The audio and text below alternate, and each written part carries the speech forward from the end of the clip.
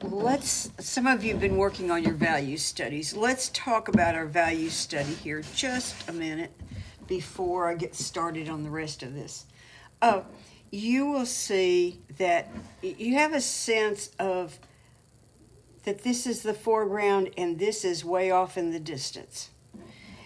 And there's really two things that give you that illusion. Mostly, it's because this area is darker, it's stronger. This is really pale. The fact that this piece is also lit with the light coming from in behind exaggerates that a little bit. But you want your detail back here to be pale, very, very pale. And then you want it to get stronger and darker as you come forward. So once you hit the area with the trees, you're in the foreground. I've left the trees really strong intentionally so that they will, because we need those punches of dark. Of course, they're not going to be that dark on the finished piece, but they're going to be pretty dark. So you can see also that as you come in closer, you also see more detail. And detail is another way that we recognize that something is closer to us, but it's not nearly as powerful as having a pale background. Okay, that being said, let's get started with masking. I'm going to do a little bit of a masking demonstration. So those of you that are real comfortable with this, you can skip this part. Okay, so we're going to do a little bit of masking. And what I'm working on here is that this is your practice cows because faces matter. And so we are going to do this one and that one in large. I am doing it much larger than you're going to paint it the same size that you have it here that's going to be in your painting. I've got a larger version. See, this is the same cow. I've given myself several shots at it. This is about the same size as the painting will be. In fact, it is the same size. This is larger so that it'll show up on the video. It's hard for me to paint it and not get too detailed on this, so I'm really going to have to fight that. But it's just so that you can really see what I'm doing. All right, so we're going to start off with masking. So, like I said, some of you may want to skip. Some of you may want to skip forward on this. This is in my opinion, the best of the masking fluids. And some masking fluids are really crummy, and some of them are okay, pretty nice. But this one is really, really good. It's really thin, and you can do a lot of detail with this that you can't with some of the others.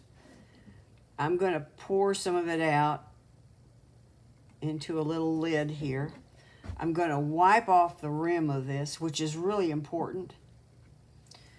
And I'm going to look at the inside of this lid for any little bits of masking that I need to wipe out.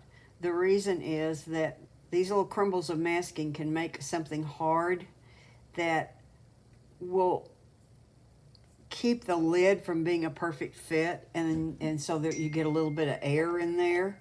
And air is your enemy. Never shake this stuff up either. But this is my favorite. PEBEO drawing gum. And Hobby Lobby has been carrying it.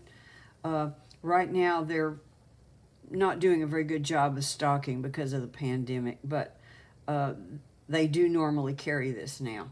So if you can get it that way, you get your 40% off coupon, then you got a real deal. Okay, so I have soapy water here. This soapy water this is a big squeeze of dishwashing liquid to some water. So it's pretty strong. And I have a synthetic, must be synthetic brush. Actually, this came with my all those pencils, the graphite pencils, the water-soluble graphite pencils. And I have a Viva paper towel. That's because I'm priming the brush. I've got soapy water on it. This is a brush that is less likely to absorb the masking fluid. I need to squeeze it out, though, gently with the paper towel.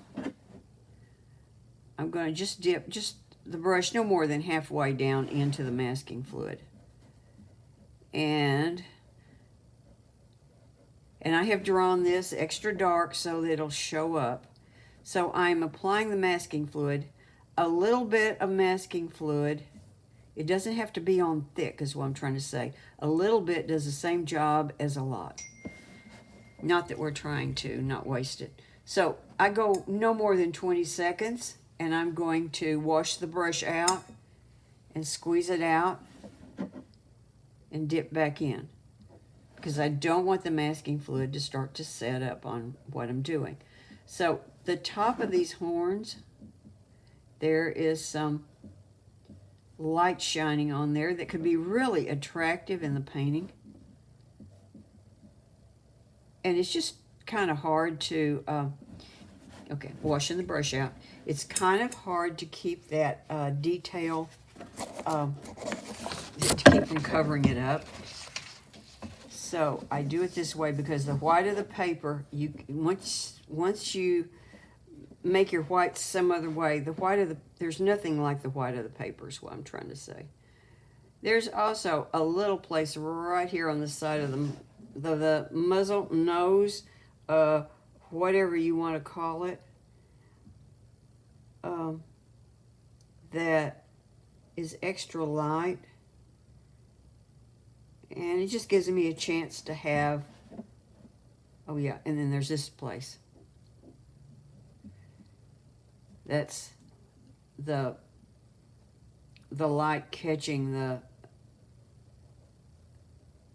edge of the ear.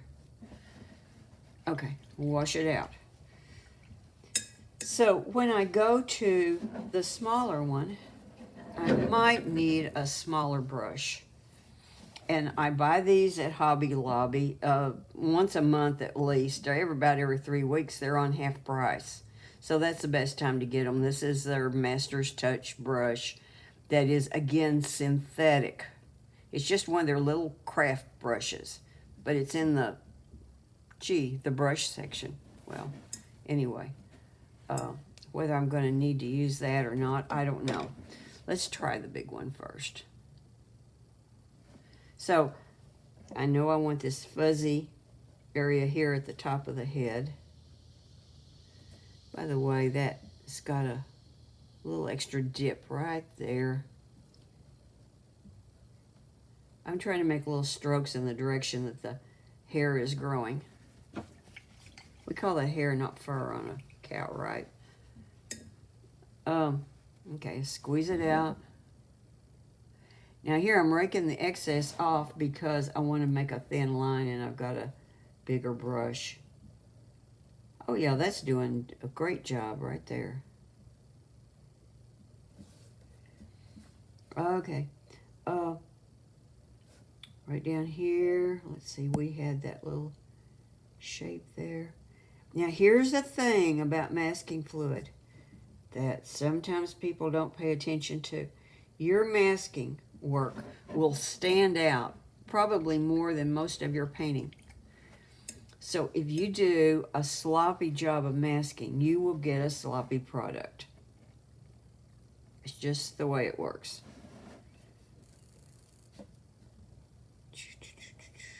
I'm doing 2 of them because I'm not quite sure exactly how I should demonstrate this. All right, wash that out. Now I'm going to show you something else while I've got the masking fluid out. Okay, so always wash that brush out really well, and then you can wash it out in water too, and it's ready to put up. You should have a variety of masking brushes because you might want I don't have one out here, but you might want a flat one and a couple of different sizes of tips there that you are going to jealously guard the points on these. Because like I said, when you mask, it looks almost unimportant right now. And I know it's perceived that way because, oh, I didn't do the ears there. I know it's perceived that way because I have so many people in class get sloppy with it. And then afterwards, they get a big shock because it doesn't look so good.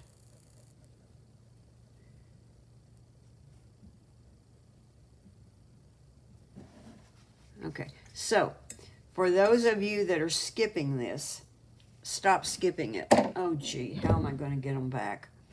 Well, here's the thing that I'm going to show you that I think we're going to use, but I haven't played with it much. You can see right here, look at that, okay? That could be some masking for some grasses. And the thing is, this has that disorganized grass look that I could never get if I was painting with a brush. And what I'm doing is I'm just dipping. So soon Warren do this.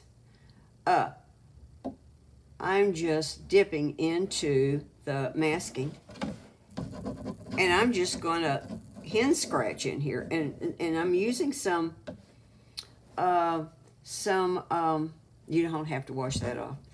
I'm using some very irregular directions. In other words, I'm not doing that, because that won't make very convincing grass. Some of these lines are going to get very thin. Some of them are going to be thicker. You could even spatter a little bit. So I would get you to play with this some. Just get a scratch sheet of almost anything and play with it. And if you've got some old masking fluid and it's all clumpy and stuff, that's not going to work out very well for you. You need a thinner fluid masking material. And here's the thing. Once your masking fluid gets clotted and crummy, you may have some of it that is runny and you think is good, but what I discovered was on mine was it was all bad. Now, don't pour that back in with your masking. Throw it out. Because this is, because I don't use a lot of masking, there's a real good chance that this will go bad before I use it up, even though I give some away. And so why try to save that little bit and contaminate it now with some that's been out in the air this long? So this is trash. Okay.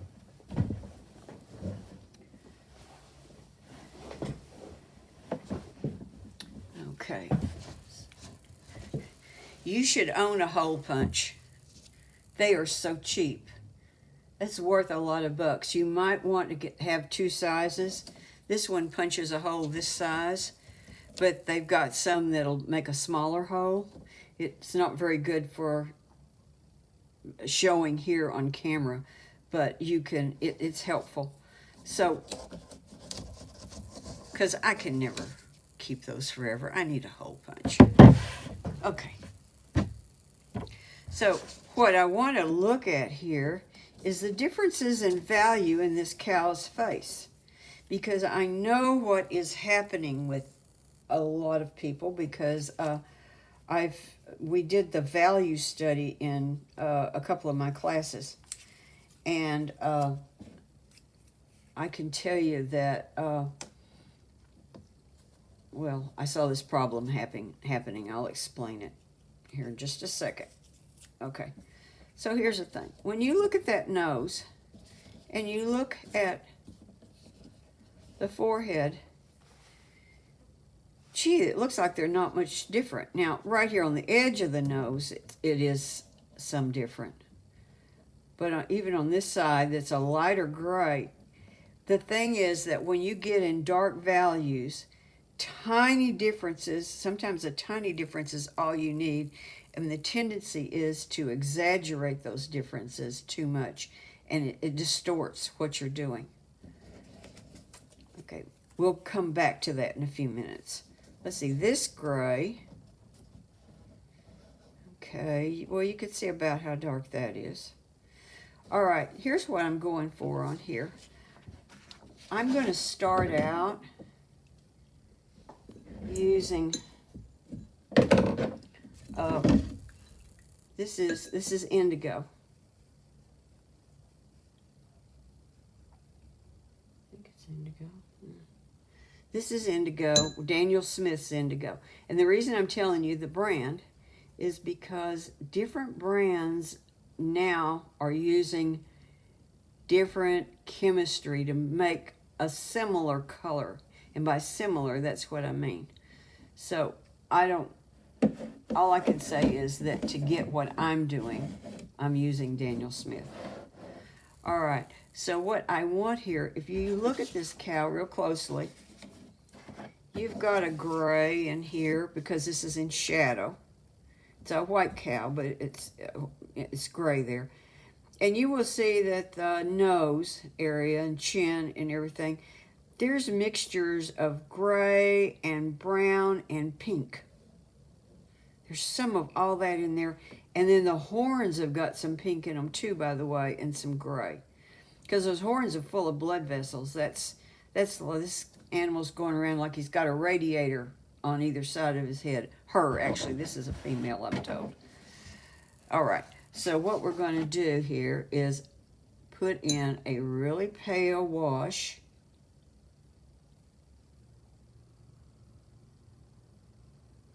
of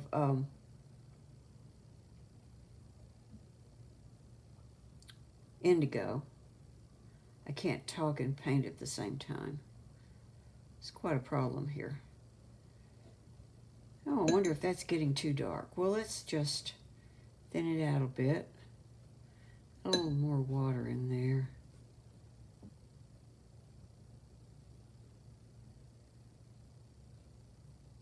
Oh, okay. This animal's back, I think. I've got them overlapping there. Let's do another one. So you can see this is very thin, and my brush is loaded. Okay, you can see that the brush is all the way immersed in the water, so it's just almost drippy. I think I could still use a little thinner mixture. There. Oh, gee, I forgot what else I was going to show you. Okay. Okay, I'll get it right on this one.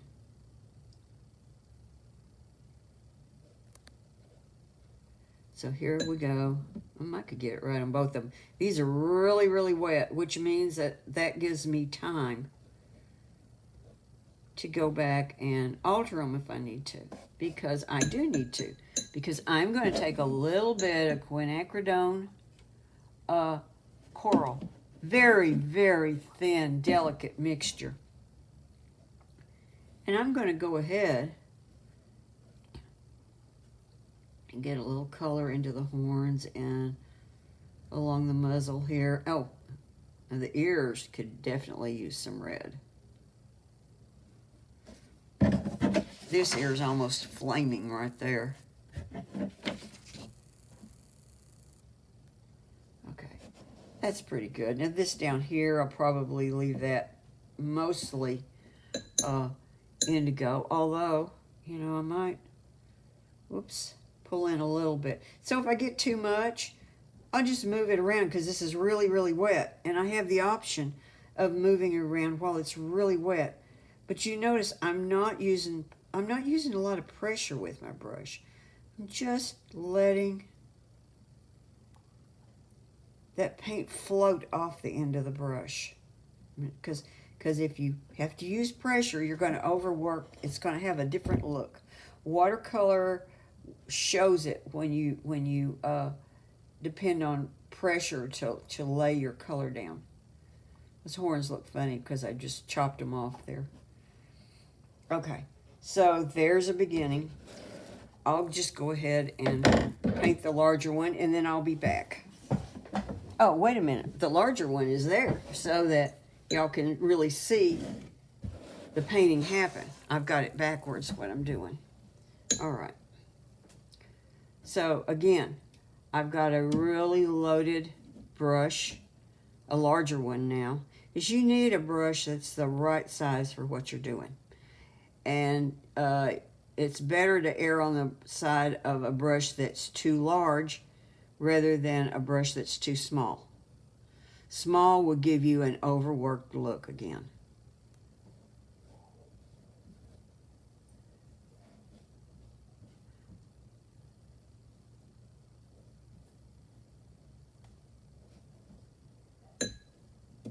Alright, so you see how wet that is? So in the future, I'll just be painting on this one for you, and I'll do my warm-up over here. It's just hard for me not to start putting too much detail in a large one.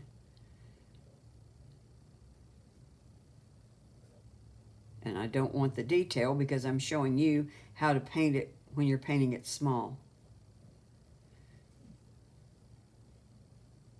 Okay, that's pretty pink. I think it'll be okay though. Let's just get a little pink down here too. Part of the reason the pink is okay is because there's going to be a lot more color on top of this. Okay, stopping point. Be back in a bit.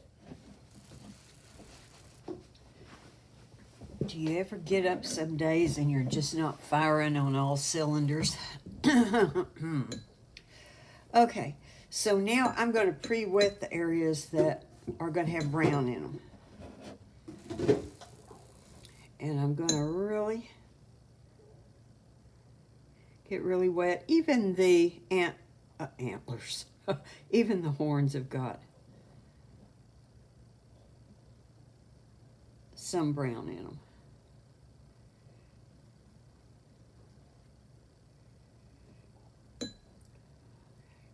Talk about not firing on all cylinders. I don't want it on the nose. I may have gotten that wet.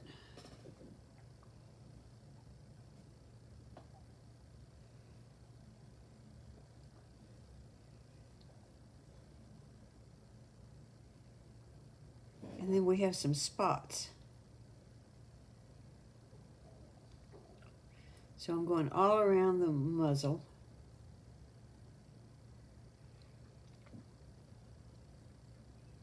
I think there's a light spot there.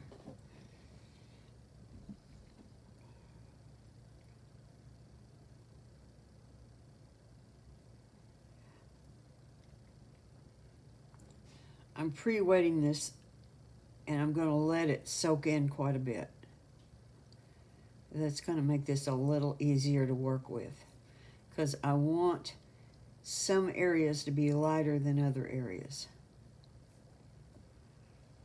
And since I'm working on 300-pound arches, I can do that. I can manipulate. Okay, I'm going kind of back over this because some areas are wetter than other areas. I'm trying to even it out a little bit.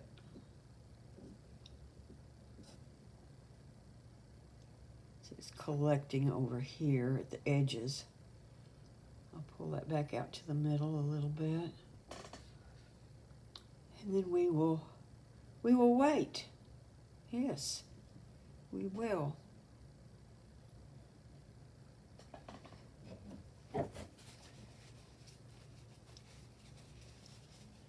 got my trusty Viva paper towel with me.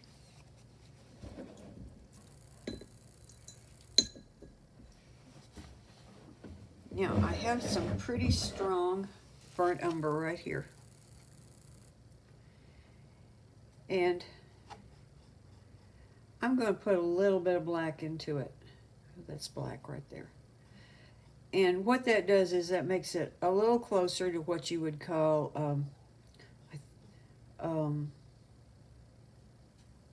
what is the not burnt umber? Can't think what they call it now.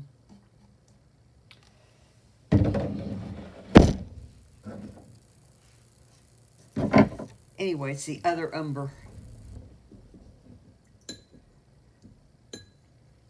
Okay, so That's been sitting quite a while. The best thing would be to let it soak in. I'm going to pull up a little bit of the water. Now remember, this is really supposed to be that size, and so I don't want to over detail it.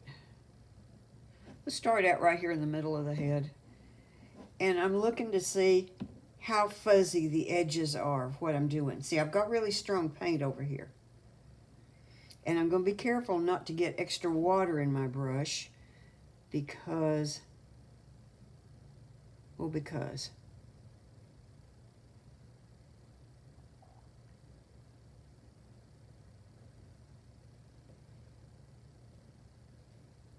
the horns are going to be a little bit lighter. I'm going right over the eyes because this is not going to be all that dark. And I'm probably picking up some water off of the paper, so I blotted my brush a little bit before I put it back in the paint.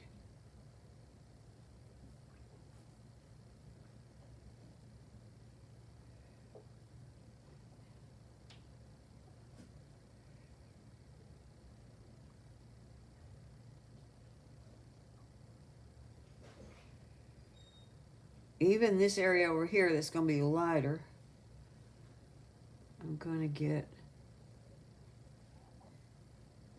paint on it. Let's go ahead and get a little paint on the horns. Pick up some more color here. Whoops, be careful about those edges. I just ran over part of the muzzle. We don't want a misshapen face here.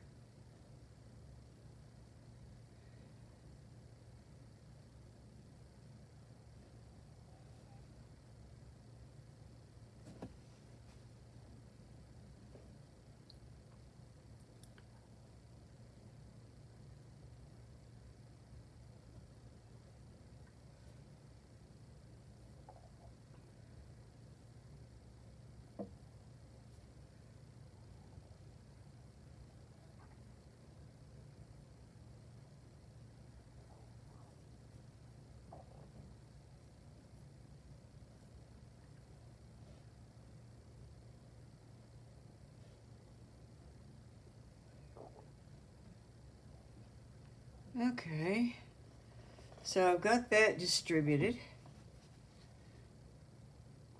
It's not perfectly even. See, it's still all wet, and that's what I want. I want this to be soupy. There's an uneven place there that's extra light. I don't even care about that. What I care about is some of the places that are a little darker than what I want them to be. So I'm washing my brush out. Oh. I'm washing my brush out and I'm squeezing it out. And I'm going to suck some of that color up. Now that's going to make an edge that's not really very nice in a minute. And then I'm going to go to work on that. So again, I think I'll pull up a little out of the horns. And any place else, oh, I could pull an area up over here, I guess. Oh, around the eyes. So a lot of people were very disturbed because they wanted to put light around the eyes. Well, the eyes are pretty darn dark, but we can lighten it up just a little bit. All right, so we got that. But see, what's happening is as this area starts to dry, you see you get this crepey edge. By the way, look at that crepey edge. There may be times when you want one of those somewhere, and now you know how to get it. Really soupy paint, and then lifting, soaking up color. Okay, but look at here. I am just barely touching it with a moist brush. And by moist, I mean I didn't squeeze it out to soak color up. I got it out of the body of the brush, but there's a little moisture in the tip. See right there on that ear, that kind of place like that. And so I'm re-wetting the area gently.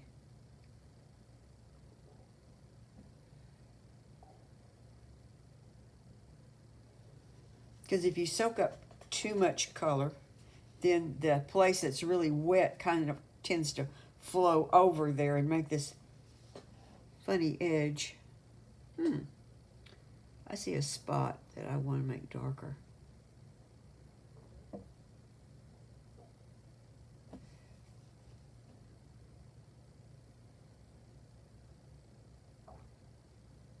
So you see, I can work into that a little bit as long as I'm very, very gentle and it's still really wet. And then when it stops being wet, it's time for me to stop. Now, while this is drying, let's talk about the nose and the eyes. You can see, look at this kind of shape in the nose. It's not like a horse's nose, and it's certainly not like a pig's nose. And it curves all the way up to here. So I want you to pay attention to that shape, and when you trace it, I want you to trace those shapes correctly. The other thing is the eyes. See, the eyes are kind of an almond shape, and the almond's pointing at an angle like this and like that, okay? But it's an almond shape.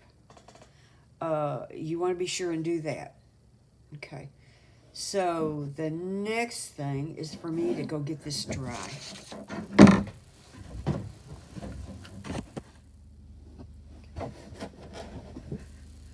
Okay, so I put a little bit of background in, it's still wet, just because otherwise we won't see the effect of the masking that's around the edges. And I want to know what that's going to look like. Whoops. So I'm going to also pre-wet the muzzle now. The rest of it's sort of dry. I don't have to get this as wet.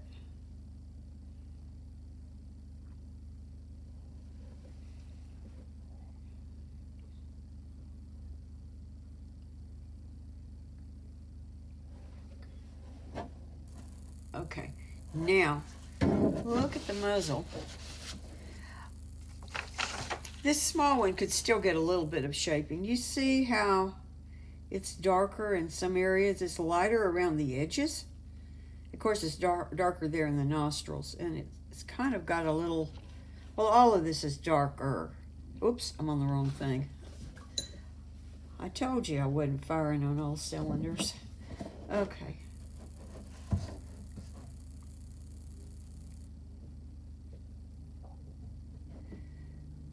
So we're going to put some brown in here.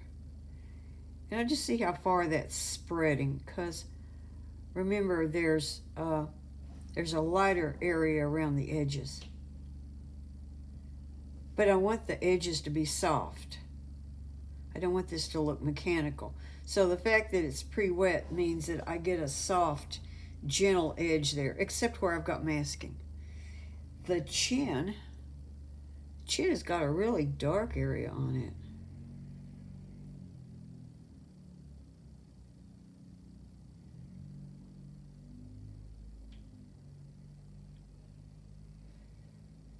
So maybe I'll do something about like that.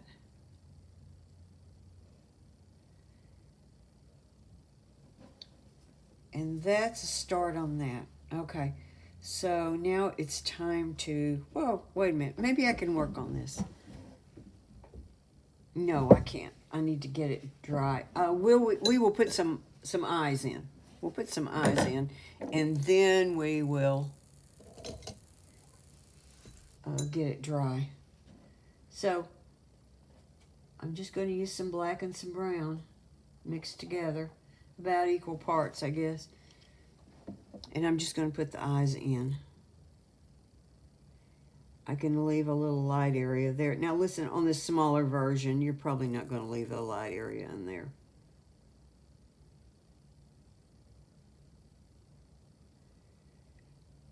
So it's got the tear duct pointing in this way.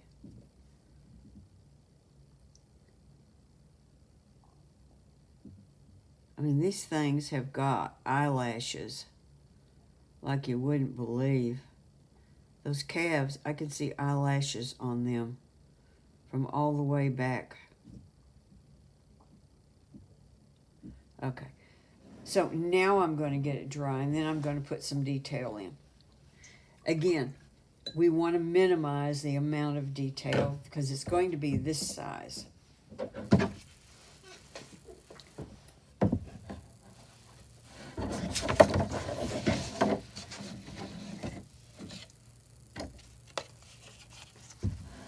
Well, I'm looking both at my photo and at my value study. And of course, this is nowhere near dark enough yet. So now let's wet her. This is a her, by the way. I mean, I've been told this is a her. That all the adults there are females. So I'm going to wet down the whole area again. But not the little nose. We'll get the ear.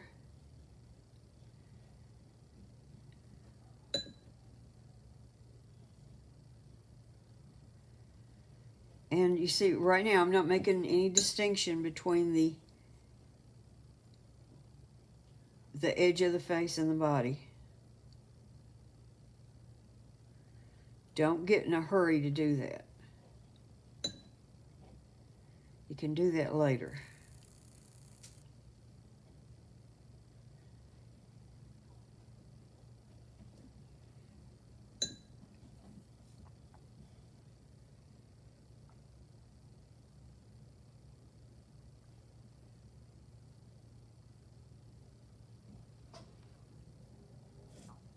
Okay.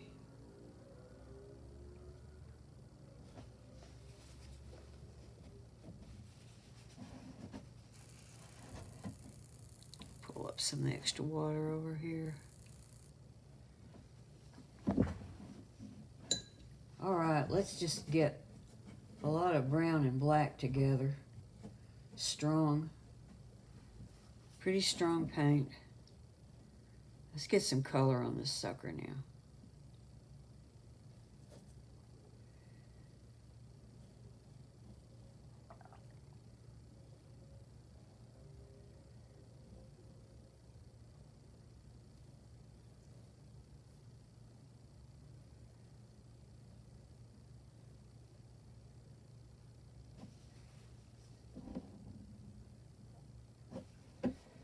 I'm going to pull up some of the water here because I've got extra water collected right there.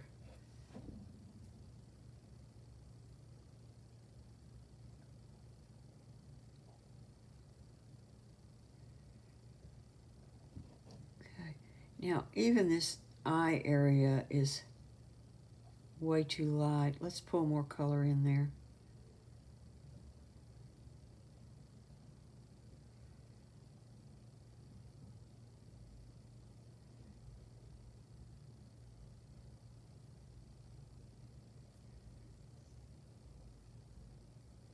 Remember, if this cow is not dark, she's not going to pop.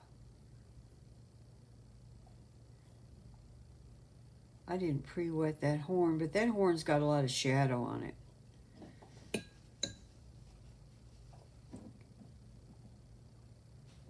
And it was way too light.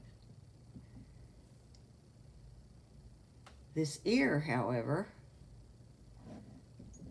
it's got a really red spot in it. By the way, I'm not painting in the tag, but if you want to paint the tag in, you could. I know someone that did. She's a really good artist, and I bet it'll look good. Okay. You know, that cheek bulges out in a little different direction here. It kind of goes, let's see. I think I'm going to have to add a little water to my paint because my paint is actually thick. Yeah, cheek goes out that way. This is a portrait artist in me starting to take over. You don't have to get all of this right like that if you don't want to bother with it.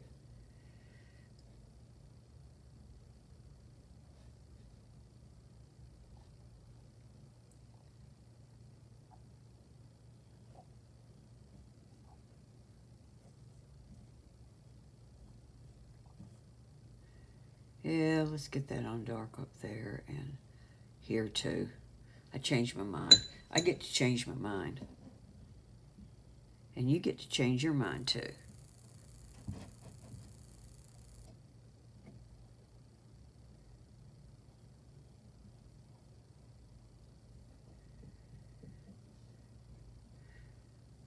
When you're painting with thick paint like this, relatively, it's not really thick. Okay, see this area under the eye should, okay. See, there's just a halo of lighter area around the eye. It shouldn't be a lot lighter. Let's get all this darker.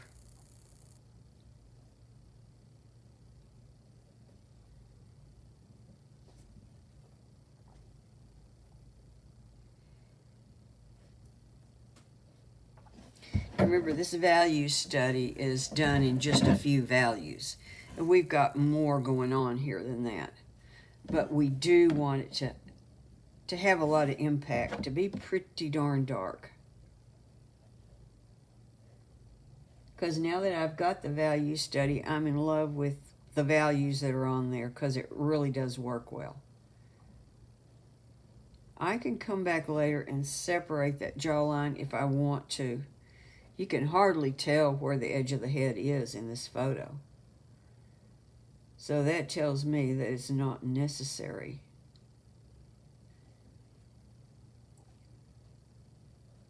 At least not to make a big deal out of where it is. See, your left brain kind of wants you to. But instead of doing what your left brain is saying, do what you see. Okay, oh look, I got a background there.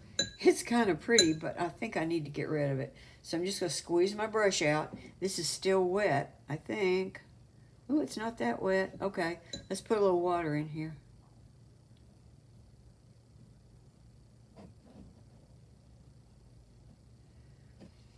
I'm not going to totally get rid of it.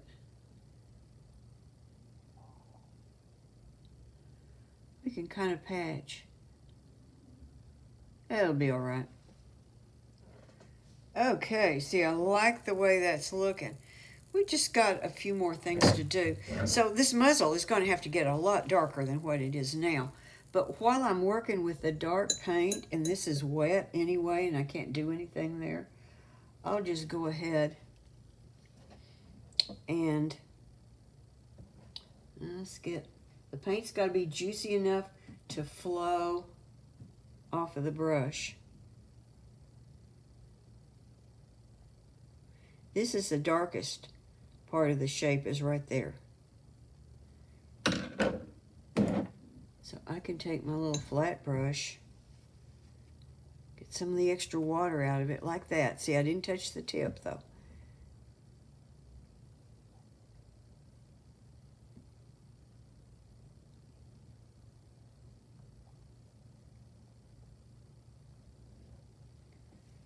I think I'm going to pull up just a little bit more. That's not bad. Now remember, I'm doing this at this size. You don't have to be quite that fussy with it when it's small. But I bet that someone can make it look perfect. Probably better than I did. I think I've got this a little too wet. I'm going to suck up the extra water, and I'm going to come in here and I'm going to find some thicker area of paint to put down right there. And then clean water and take some of the extra water out of the brush.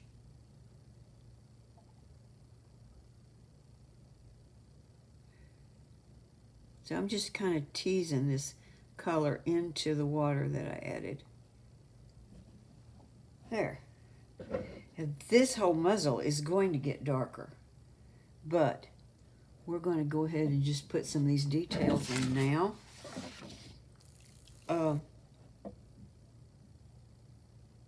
hope that it doesn't run too much later. There's a shadow under here. It doesn't go all the way across the mouth. Keep that in mind. It's about like that there's a shadow. And let's do the same thing with our brush.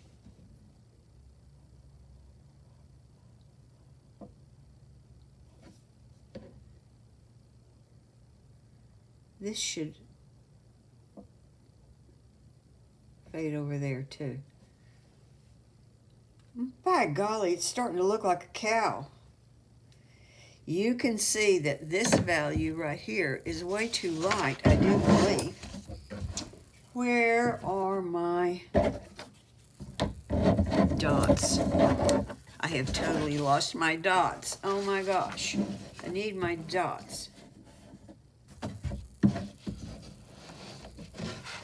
Oh, there's the other one. Okay. So let's just look at this area right here that's shadow on the white and shadow on the white.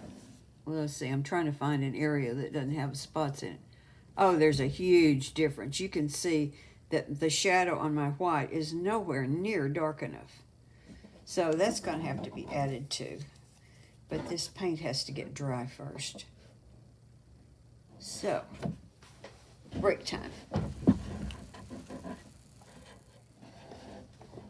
Okay, this is dry. And I have my rubber cement pickup. Now, I'm not really through painting, but the fact is that I've done enough that I don't really need the masking anymore. And I think that having that white there will help me be better able to judge what else I need to do here. So, if you're using PBO drawing gum, you definitely need a rubber cement pickup to pull it up. Because it's very fine. It doesn't just roll off of there like some of the clunkier ones do. Okay. Now, I know that this white area here and this area are going to have to get darker. Like that. Oh, whoa. Hey, look how much bluer that is, too. I like that blue. That blue in the shadow. I think I would like to get bluer. I just happen to have some blue out here that I muted some. This is ultramarine that I had muted with a tiny bit of Quin Burnt Scarlet. That's not bad there.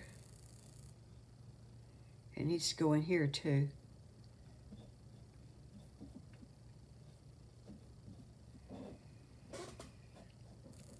Oh, it's still not dark enough. This doesn't feel right. At least not yet. Okay. It may never feel right. So I want this to get gray. You know, it could get bluer. See what that does.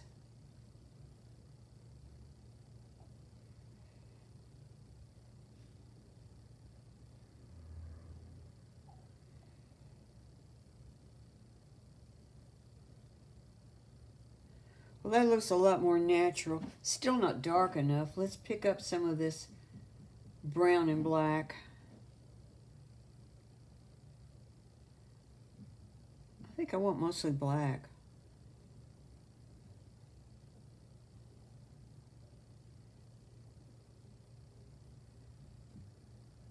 See, now I'd pre-wet this. I didn't say that.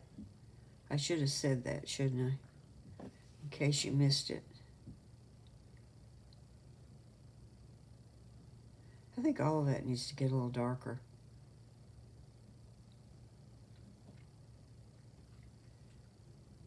Let's get a little more black. Oh, go. Whoops, whoops. But because I've got it wet already, see, I'm working really wet. I'm not trying to paint dry. Sometimes people, when they're working with watercolor, try to work too dry, and then they're fighting it all the time, and it's just getting overworked and never looks as good as it could have.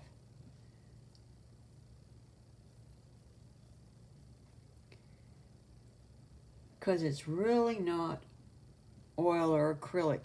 You are floating your color and moving it, coaxing it along. There's the inside of the mouth here, which could get pinker too if I wanted to bother with it, but I don't think I do.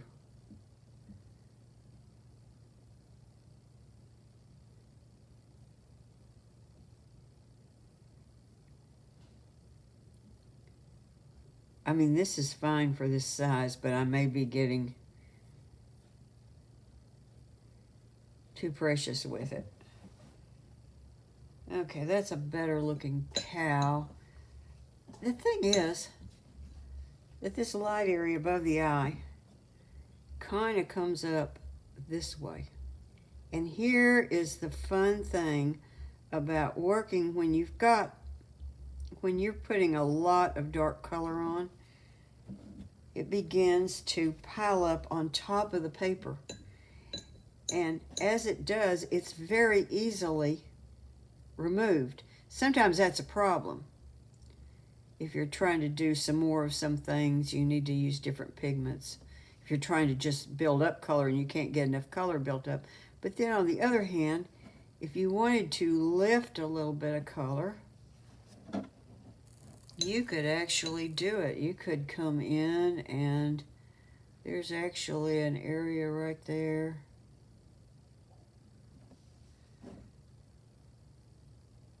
I might just do it with the brush if I want it real soft. If I want more up, then I could lift on it with I could blot it with a paper towel. So I think that the muzzle will look better connected to the rest of the head if it has a lighter area here. There is a lighter area there. It's not terribly noticeable, but I think it's needed. Sometimes something subtle can be very important. Well, that didn't cut it. Let's get a little color back into it. You can do this, but again, you have to have just a very, very delicate touch with your brush to do this.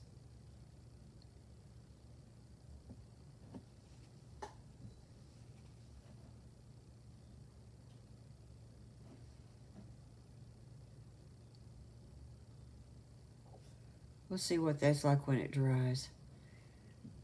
So I could put this ear back behind the head. This area up here on the head is actually darker than the ear. I'm doing something backwards, but it's just easier. So I'm making the ear a little bit darker right there. Just separate it from the head. See that? And then I'll just soften it out this way. There. I could do the same thing over here. I'm just taking black. This is mostly black.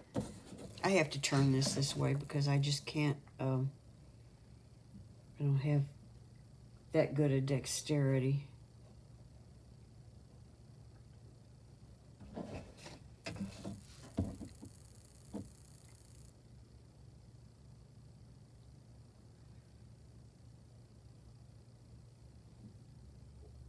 We can separate that ear right there too and make all this go just a little bit darker, not a whole lot darker. See, but that's all that your eye needs to see those differences. You don't have to hit it over the head with a lot of value change. Okay, I'm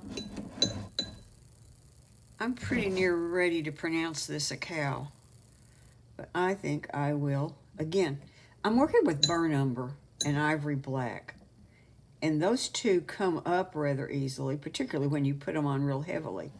And so you can come back and manipulate them. Now I'm working on dry paper, but I've re-wet it.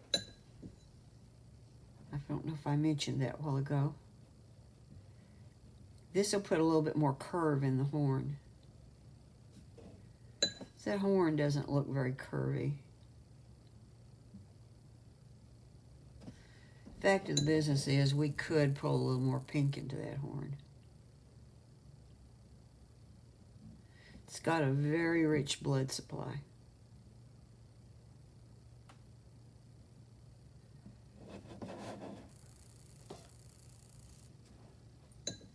Maybe just a little more going on here in the nose.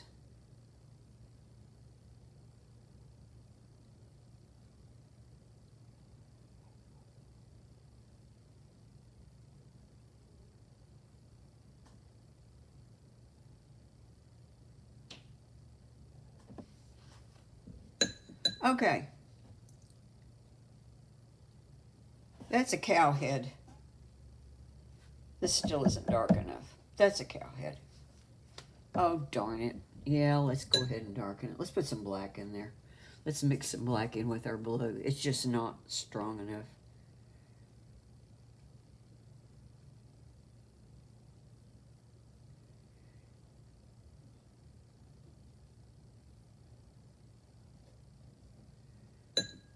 A lot of, again, you're working really wet.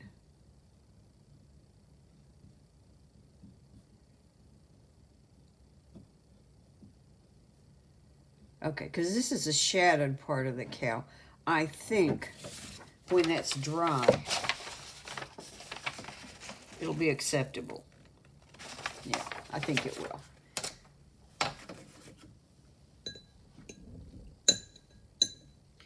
Now, if this just seems a little too crazy, you can do this. In fact, I might just dampen it right there at the edges. I'm not going to do that on the horn, but maybe there on the...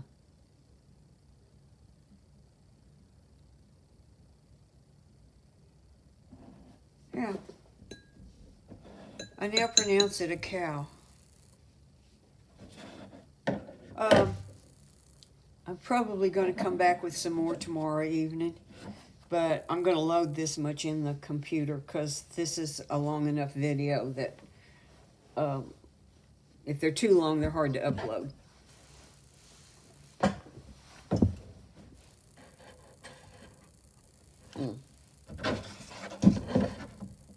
Okay, I now pronounce you a cow.